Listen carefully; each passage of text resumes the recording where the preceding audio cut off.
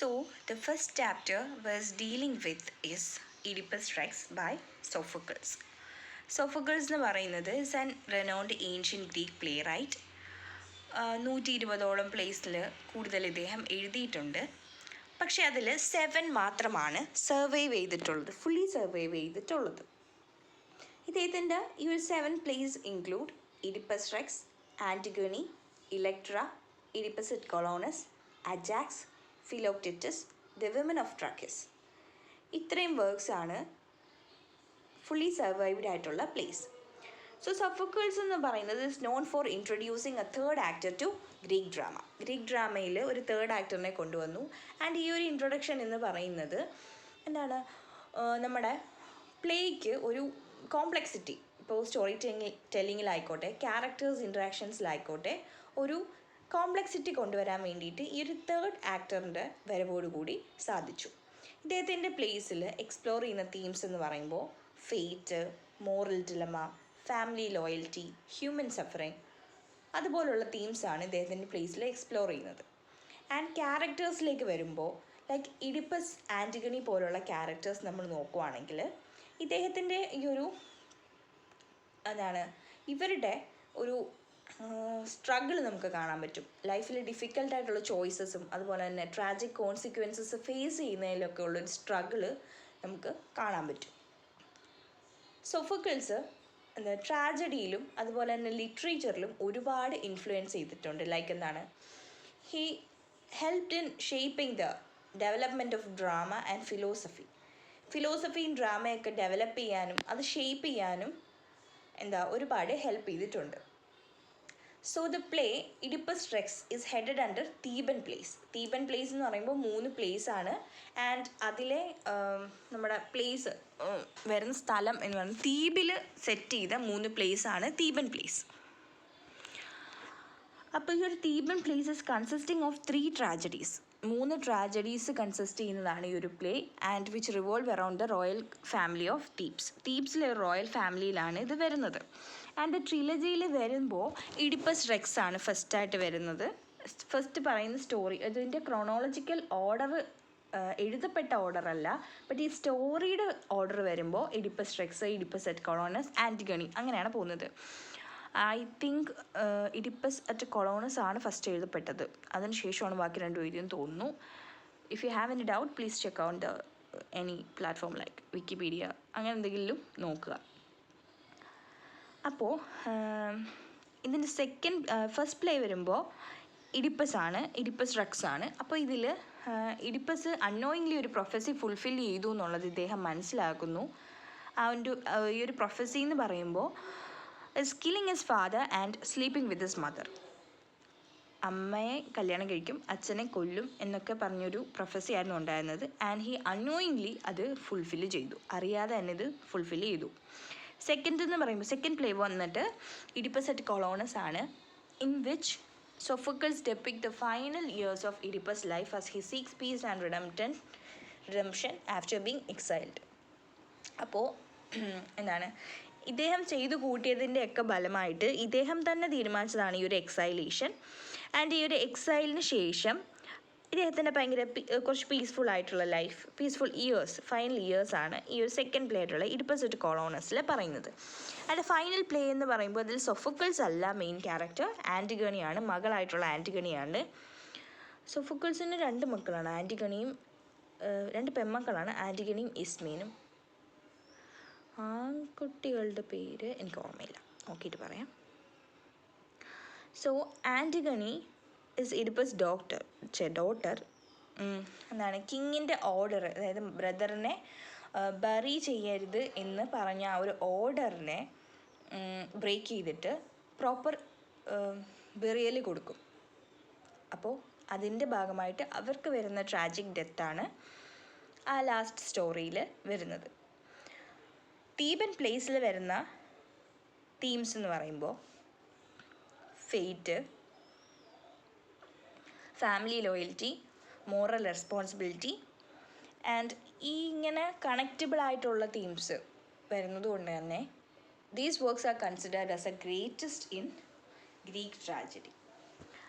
അപ്പോൾ നമുക്ക് ഈ ഒരു സ്റ്റോറിയുടെ പ്ലോട്ട് സമ്മറിയിലേക്ക് പോവുകയാണെങ്കിൽ ഫസ്റ്റ് ഈ ഒരു സ്റ്റോറി സ്റ്റാർട്ട് ചെയ്യുന്നത് തന്നെ, ഈ ഒരു പ്ലേ സ്റ്റാർട്ട് ചെയ്യുന്നത് തന്നെ തീബ്സിൻ്റെ സിറ്റി ഓഫ് തീബ്സ് എന്ന് പറയുന്നത് is suffering from severe problems.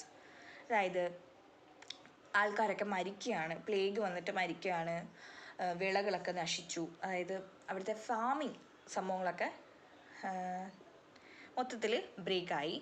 അതുപോലെ തന്നെ പ്രഗ്നൻ്റ് ആയിട്ടുള്ള വിമൻസൊക്കെ ഈ ഒരു ചൈൽഡ് ബർത്ത് ഇഷ്യൂസ് കാരണം മരിക്കുകയാണ്.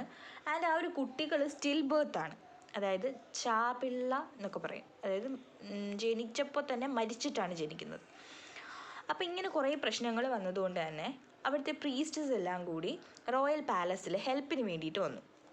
ഇഡിപ്പസ് ഹെൽപ്പ് ചെയ്യും എന്നുള്ള രീതിയിൽ വന്നു. ആൻഡ് ഈ ഒരു Oedipus he had already helped them in the past. അതായത് സ്പിൻസ് എന്ന് പറയുന്ന ഒരു ടെറിബിളായിട്ടുള്ള ക്രീച്ചർ ഉണ്ടായിരുന്നു അവിടെ. ഈ വഴി കൂടെ പോകുന്നവരെയൊക്കെ ക്വസ്റ്റ്യൻ ചോദിച്ചിട്ട് പിടിച്ചു നിർത്തും.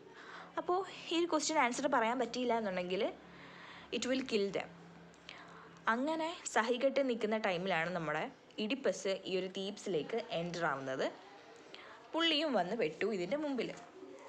ക്വസ്റ്റ്യൻ ചോദിച്ചത് വന്നിട്ട് ഏത് ക്രീച്ചറാണ് അതിൻ്റെ മോർണിംഗിൽ 4 ലെഗ്സിലും ന്യൂണിൽ 2 ലെഗ്സിലും ഈവനിങ്ങിൽ 3 ലെഗ്സിലും നടക്കുന്നതെന്നാണ്. അപ്പോൾ പെട്ടെന്ന് തന്നെ നമ്മുടെ ഇഡിപ്പസ് ഈസ് വെരി വൈസ്. അപ്പോൾ ഇഡിപ്പസ് നല്ല ബുദ്ധിയാണ്. അതുകൊണ്ട് തന്നെ അതിന് ആൻസർ പറഞ്ഞു, ഇറ്റ്സ് മാൻ, ഹ്യൂമനാണ് അങ്ങനെ ചെയ്യുന്നതെന്ന് പറഞ്ഞു. ഇത് കേട്ടപ്പോൾ അപ്പോൾ ഇതിൻ്റെ ഒരു എക്സ്പ്ലനേഷൻ എന്താണെന്ന് വെച്ച് കഴിഞ്ഞാൽ, നമ്മുടെ ഏർലി സ്റ്റേജിൽ, അതായത് നമ്മൾ ഇൻഫൻറ്റ് ആയിട്ടിരിക്കുമ്പോൾ, നമ്മൾ കുഞ്ഞായിട്ടിരിക്കുമ്പോൾ വി യൂസ് ടു ക്രോൾ, നമ്മൾ എഴഞ്ഞു നടക്കും. അപ്പോൾ നമ്മൾ 4 കാലും യൂസ് ചെയ്യും.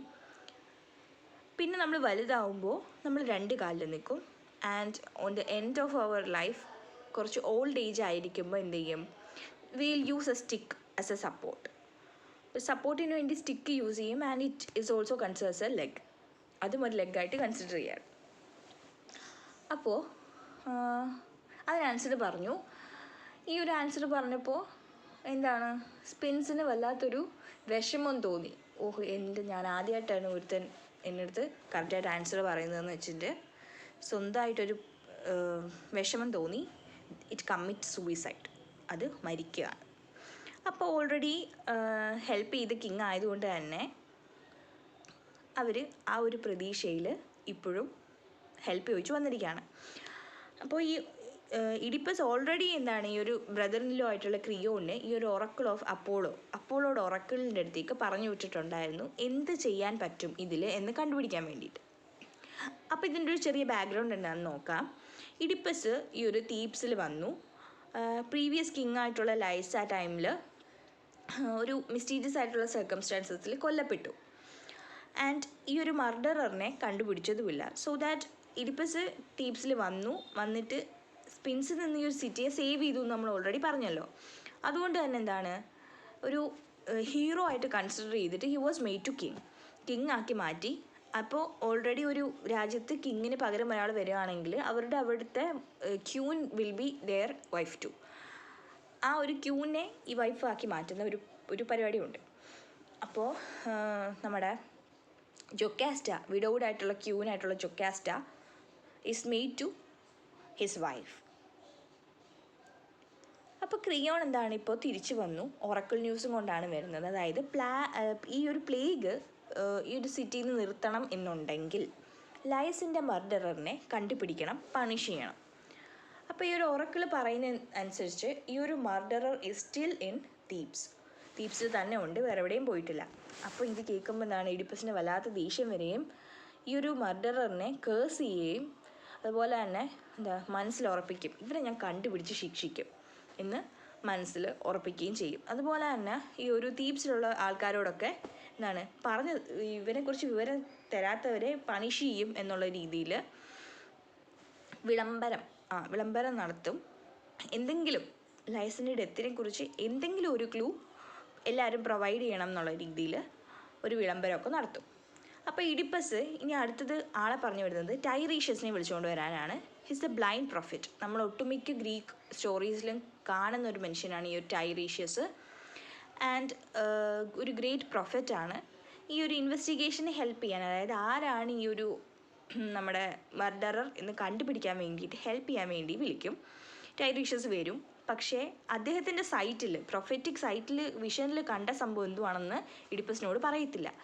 ഇത് കേൾക്കുമ്പോഴത്തേക്ക്, ഇത് കാണുമ്പോൾ ഇഡിപ്പസിന് വല്ലാതെ ദേഷ്യം വരെയും. ഇഡിപ്പസ് പറയും, എന്താണ്, ലൈസിനെ കൊന്നതിൽ നിനക്കൊരു പാർട്ടുണ്ടല്ലേ എന്ന് ടൈറീഷ്യസിനോട് ചോദിക്കും. ഇത് കേൾക്കുമ്പോൾ ടൈറീഷ്യസിനും കലിയിളകും. ടൈറീഷ്യസ് എന്ത് ചെയ്യും, ഇഡിപ്പസ് ആണ് ഈ ഒരു പ്ലേഗിന് കാരണം, നീയാണ് ലൈസിൻ്റെ മർഡറർ എന്നൊക്കെ പറയുമ്പോൾ ഈ ഒരു ആർഗ്യുമെൻറ്റ് ഇങ്ങനെ കൂടി വരുന്ന ടൈമിൽ ഇഡിപ്പസ് എന്തായാലും ടൈറീഷ്യസിനോട് പറയും, ക്രിയോണുമായിട്ട് ചേർന്നിട്ട് അധികാരം തട്ടിയെടുക്കാൻ വേണ്ടിയിട്ടല്ലേ നീ ഈ ഒരു ഡേർട്ടി പ്ലേ കളിക്കുന്നതെന്ന് ചോദിക്കുമ്പോൾ ടൈറീഷ്യസ് ഇനി ഇഡിപ്പസിന് വരാൻ പോകുന്ന കാര്യങ്ങളൊക്കെ പറഞ്ഞിട്ട് ടൈറീഷ്യസിൻ്റെ പാട്ടിന് പോകും. അപ്പോൾ ഈ ക്രിയോൺ എന്ത് ചെയ്യും, ക്രിയോണാണ് ഇങ്ങനൊരു പ്ലോട്ട് ഉണ്ടാക്കിയത് എന്ന് വിചാരിച്ചിട്ട് ഇഡിപ്പസ് ഈ ഒരു ക്രിയോണിനെ ബാൻ ചെയ്യാനോ അല്ലെങ്കിൽ എക്സിക്യൂട്ട് ചെയ്യാനോ പോവുകയാണെന്ന് പറയുമ്പോൾ ജൊക്കാസ്റ്റയും ഈ ഒരു കോറസും ബിലീവ് ചെയ്യുന്നത് എന്താണെന്ന് വെച്ച് കഴിഞ്ഞാൽ ക്രിയോൺ ഇന്നസെൻ്റ് ആണ്, അതുകൊണ്ട് തന്നെ ക്രിയോണിനെ വെറുതെ വിടണമെന്ന് ഇഡിപ്പസിനോട് ബെഗ് ചെയ്യും. അതുപോലെ തന്നെ ജൊക്കാസ്റ്റ പിന്നീട് ഇഡിപ്പസിനോട് പറയും, അതായത് നിങ്ങൾ ഇതിനെക്കുറിച്ചിട്ടൊന്നും കൂടുതൽ പറയാവേണ്ട കാര്യമില്ല, ഈ പ്രൊഫറ്റ്സ് ഒക്കെ പറയുന്നത് പകുതി മുക്കാലും കള്ളമായിരിക്കും. ഒരു എക്സാമ്പിൾ തന്നെ നോക്കുവാണെങ്കിൽ, ഇപ്പോൾ എൻ്റെ ലൈഫ് തന്നെ നോക്കൂ. എനിക്കൊരു പ്രൊഫസി ഉണ്ടായിരുന്നു. എൻ്റെ ഫോമർ ഹസ്ബൻഡായിട്ടുള്ള ലൈസ് ഉള്ളപ്പോൾ ഞങ്ങൾക്കൊരു പ്രൊഫസി ഉണ്ടായിരുന്നു. അതായത് എൻ്റെ ഹസ്ബൻഡിനെ ഞങ്ങളുടെ മകൻ തന്നെ കൊല്ലും എന്നൊരു പ്രൊഫസി ഉണ്ടായിരുന്നു. പക്ഷേ എന്താ, ലൈസിനെ കൊന്നതാരാണ്? സ്ട്രേഞ്ചേഴ്സാണ്. അതുപോലെ തന്നെ ഇൻഫൻസ് ചൈൽഡിനെ കൊല്ലാൻ വേണ്ടിയിട്ട് മൗണ്ടനിലേക്ക് കൊടുത്തു വിട്ടത് ഞങ്ങൾ തന്നെയാണ്. അപ്പോൾ ഇതൊക്കെ പറയുന്ന ടൈമിൽ കൂടുതൽ ഡിസ്ക്രിപ്ഷൻ തരുമ്പോൾ നമ്മുടെ ജൊക്കാസ്റ്റ പറയും, ലൈസ് ഇസ് കിൽഡ് ഇൻ എന്താണ് ഒരു ട്രിപ്പിൾ ക്രോസ് റോഡ്, അതായത് 3 വഴികൾ ചേരുന്ന ഒരു ജംഗ്ഷൻ എന്ന് പറയും. അപ്പോൾ ഈ ഒരു ജംഗ്ഷനിലാണ് നമ്മുടെ ലൈസ് കൊല്ലപ്പെട്ടത്. ഇത് കേൾക്കുമ്പോൾ ഇഡിപ്പസിന് അയ്യോടാ എന്നൊരു തോന്നൽ വരും. കാരണം എന്ന് വെച്ച് കഴിഞ്ഞാൽ ഇഡിപ്പസ് കുറേ ആൾക്കാരുമായിട്ട് കഴിഞ്ഞ കുറച്ച് നാളുകൾക്ക് മുമ്പ് പ്രശ്നം ഉണ്ടാവുകയും ഈ ജൊക്കാസ്റ്റ പറയുന്ന ഡിസ്ക്രിപ്ഷനൊക്കെ അനുസരിച്ചിട്ടുള്ളൊരു മനുഷ്യൻ, അതായത് ലൈസിനെ പറ്റി പറയുന്നതനുസരിച്ചിട്ടുള്ളൊരു മനുഷ്യനെ അവിടെ വെച്ച് ഞാൻ കൊല്ലുകയും ചെയ്തല്ലോ എന്നൊരു തോന്നൽ ഉള്ളിൽ വരും. അതുപോലെ തന്നെ ജൊക്കാസ്റ്റയോട് പിന്നെ ഇങ്ങനെ നമ്മുടെ ഇഡിപ്പസ് പറയും, എന്താ, ഒറക്കിളിന് എൻ്റെ ലൈഫിലും വലിയൊരു പാർട്ടുണ്ട്. കാരണം എന്ന് വെച്ച് കഴിഞ്ഞാൽ എനിക്ക് പണ്ടൊരു പ്രൊഫസി ഉണ്ടായിരുന്നു, ഞാൻ എൻ്റെ അച്ഛനെ കൊല്ലും, അമ്മയെ കല്യാണം കഴിക്കും എന്നുള്ളത്. അതുകൊണ്ട് തന്നെയാണ് ഞാനിപ്പോൾ ക്വാറന്റൈനിൽ ഓടിങ്ങി പോയിരുന്നത് എന്ന് പറയും. അപ്പോൾ ആ ഒരു ടൈമിൽ അവിടേക്കൊരു ഓൾഡ് മെസ്സഞ്ചർ വരുവാണ്. ആ ഒരു ഓൾഡ് മെസ്സഞ്ചർ കോറിന്തിൽ നിന്നാണ് വരുന്നത്. അപ്പം അദ്ദേഹം കൊണ്ടുവരുന്ന ന്യൂസ് എന്താണെന്ന് വെച്ച് കഴിഞ്ഞാൽ ഇഡിപ്പസിൻ്റെ അച്ഛനായിട്ടുള്ള കിങ് പോളിബസ് മരിച്ചുപോയി. ഓൾഡ് ഏജ് ആയിരുന്നു, മരിച്ചു.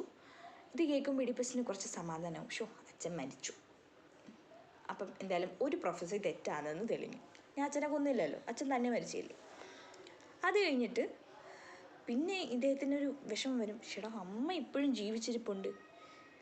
അത് കേൾക്കുമ്പോൾ ഒരു മെസ്സഞ്ചർ പറയും, നിങ്ങൾ പറയേണ്ട കാര്യമില്ല, കാരണം എന്ന് വെച്ച് കഴിഞ്ഞാൽ നിങ്ങൾ കിങ്ങിൻ്റെയും ക്യൂൻ്റെയും മോനല്ല, കോറിന്തിലുള്ള കിങ്ങിൻ്റെയും ക്യൂൻ്റെയും മോനല്ല എന്ന് പറയുന്ന സമയത്ത് ഇദ്ദേഹം വീണ്ടും ഒരു കാര്യം പറയും, അതായത് ഒരു ഷെപ്പേർഡ് ഒരു കുഞ്ഞിനെ കിട്ടി എന്ന് പറഞ്ഞ് എൻ്റെ കൈ കൊണ്ട് തന്നു, അതൊരു ഗിഫ്റ്റായിട്ട് ഞാൻ റോയൽ ഫാമിലിയിൽ കൊണ്ട് കൊടുത്തു, ആ കുട്ടിയാണ് നീ എന്ന് പറയും. അപ്പോൾ ഈ ഷെപ്പേർഡ് എന്ന് പറയുന്നത് is the same man who witnessed the death of ലയസിൻ്റെ മരണം നേരിൽ കണ്ട മനുഷ്യൻ തന്നെയാണ്. അതായത് ഇഡിപ്പസ് ലയസിനെ കൊല്ലുന്നത് കണ്ട ആൾ തന്നെയാണ് ഈ ഒരു ഷെപ്പേർഡ് എന്ന് പറയുന്നത്. ആൻഡ് നമ്മുടെ ഇഡിപ്പസ് ഓൾറെഡി ഒരാളെ വിളിക്കാൻ വേണ്ടി പറഞ്ഞു വിട്ടിട്ടുണ്ടായിരുന്നു. ഇതൊക്കെ കേൾക്കുമ്പോഴത്തേക്കും നമ്മുടെ ജൊക്കാസ്റ്റ ഇഡിപ്പസിനോട് ബെഗ് ചെയ്യും, ഇത് നിർത്ത്, ഈ ഒരു സെർച്ച് വേണ്ട, അത് നിർത്തിയേക്ക് എന്ന് പറയുമ്പോൾ, പക്ഷേ എന്താണ്, ഇഡിപ്പസിന് പക്ഷേ ഇദ്ദേഹത്തിൻ്റെ ഈ ഒരു സ്റ്റോറി, ബർത്തിൻ്റെ സ്റ്റോറി അറിഞ്ഞേ പറ്റത്തുള്ളായിരുന്നു. അതുകൊണ്ട് അത് കണ്ടിന്യൂ ചെയ്യും. ഇപ്പോൾ ജൊക്കാസ്റ്റയ്ക്ക് ഈ ഒരു വിഷമത്തിൽ കരഞ്ഞുകൊണ്ട് പുള്ളിക്കാരത്തിൻ്റെ റൂമിലേക്ക് കയറി പോവും. അത് സ്റ്റേജ് വിട്ട് പോവും. ഷെപ്പേർഡ് വരുന്നു. പക്ഷേ ഷെപ്പേർഡിന് ഒന്നും തന്നെ പറയാൻ ആഗ്രഹമുണ്ടായിരുന്നില്ല, ഒന്നും പറയാൻ അദ്ദേഹം വിസമ്മതിച്ചു.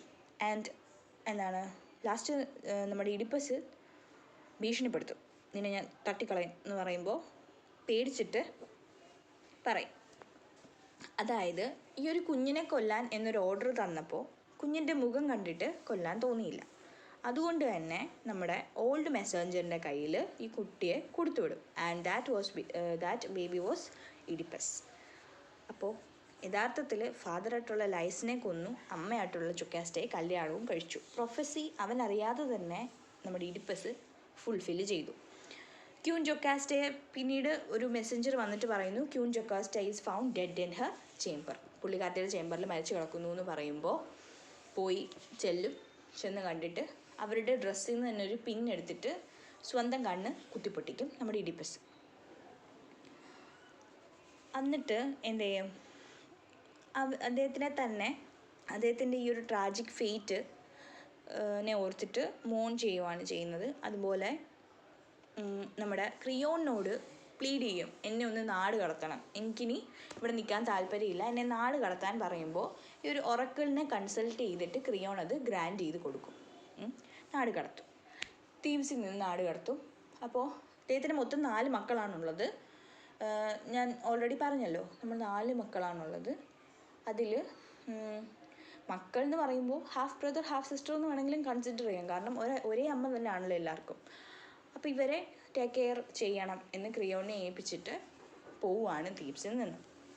സോ ദ ഫോളോയിങ് സ്റ്റോറി നമ്മുടെ ഇഡിപ്പസ് കൊളോണസിൽ പുള്ളിക്കാരൻ്റെ ആ ഒരു ആഫ്റ്റർ ലൈഫും കാര്യങ്ങളും ഒക്കെയാണ് പറയുന്നത്.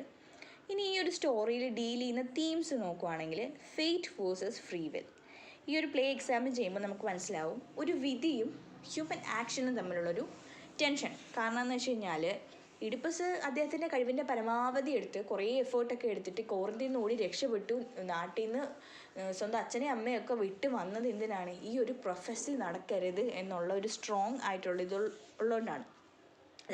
അച്ഛനെ കൊല്ലും, അമ്മയെ കല്യാണം കഴിക്കും എന്നുള്ളത് ഒരിക്കലും നടക്കാൻ പാടില്ല എന്നുള്ളത് കൊണ്ടാണ് ഓടി രക്ഷപ്പെട്ടത്. പക്ഷേ എന്താണ്, വിധിയുടെ വിളയാട്ടം എന്നൊക്കെ പറയുന്നത് പോലെ അറിയാതെ വന്ന് കയറിയത് സ്വന്തം അച്ഛൻ്റെ അമ്മയുടെ അടുത്ത് തന്നെ. അങ്ങനെ അച്ഛനെയും കൊല്ലും, അമ്മയെ കല്യാണം കഴിക്കുകയും ചെയ്യും.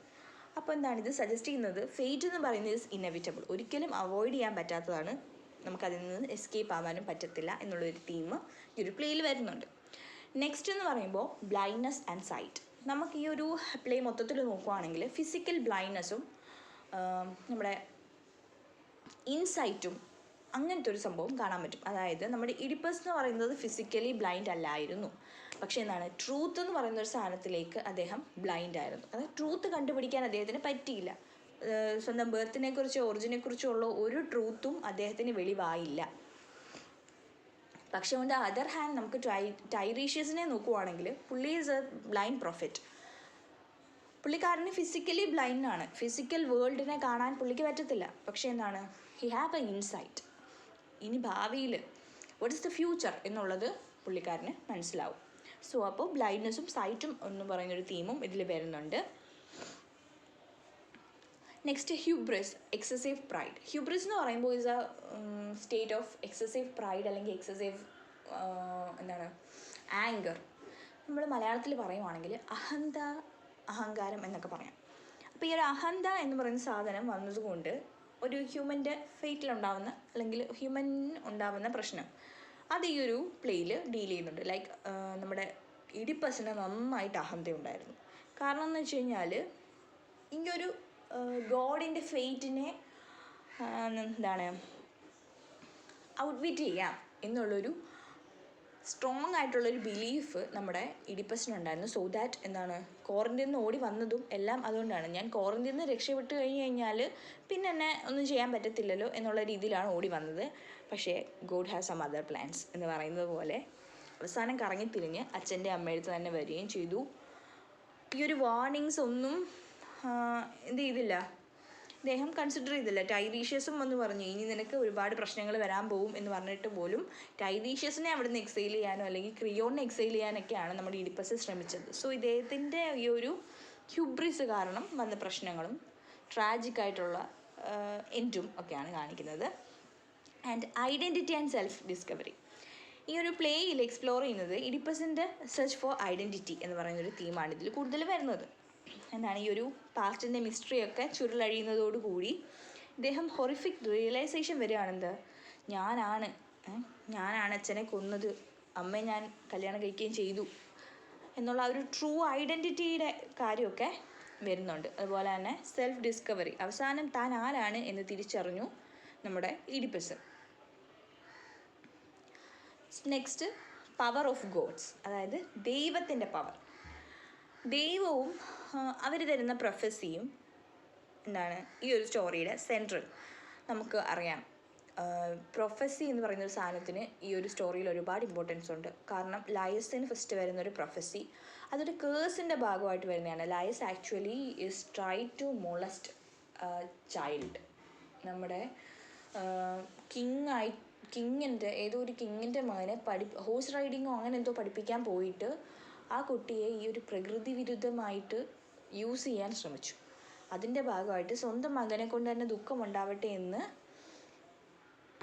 കേഴ്സ് ചെയ്തതാണ്. അപ്പോൾ ആ ഒരു കേഴ്സിൻ്റെ ഭാഗമായിട്ട് ഇങ്ങനെ ഒരു ഫെയ്റ്റ് വന്നത്. ആൻഡ് ഈ ഒരു ഫെയ്റ്റ് എന്താ മനുഷ്യന് ഒരിക്കലും എസ്കേപ്പ് ചെയ്യാൻ പറ്റത്തില്ല എന്നുള്ളത് ഈ ഒരു സ്റ്റോറിയിൽ കാണിക്കുന്നു. അതായത് ലയസിൻ്റെ ഈ ഒരു ഫെയ്റ്റ്, നമ്മുടെ ടൈറീഷ്യസ് വന്ന് ഇഡിപ്പസിനെ കുറിച്ച് പറഞ്ഞത്, പിന്നീട് നമ്മുടെ ഇഡിപ്പസ് കോറിന്തിൽ വെച്ചിട്ട് കേട്ട ഒരു പ്രൊഫസി, ഇതെല്ലാം ഈ ഒരു ഇതിൻ്റെ ഭാഗമാണ്. സോ ഫെയ്റ്റ് എന്ന് പറയുന്നത് നമുക്ക് human beings cannot escape from the fate that God have determined for them. അതാണ് ഈ ഒരു സ്റ്റോറിയുടെ വേറൊരു തീം. പക്ഷേ ഇത് സംഭവം എന്താണ് കുറച്ച് ന്യായപരമല്ലാത്ത കാര്യമാണ്. കാരണം ഇഡിപ്പസ് ചെയ്ത തെറ്റിനല്ല ഇഡിപ്പസ് അനുഭവിച്ചതൊന്നും. അങ്ങനൊരു ഡിസപ്രൂവൽ എനിക്ക് മാത്രമാണോ തോന്നുന്നത് അറിയത്തില്ല. സോ നമ്മൾ ഇപ്പോൾ ഒരു ചാപ്റ്റർ തീർത്തു.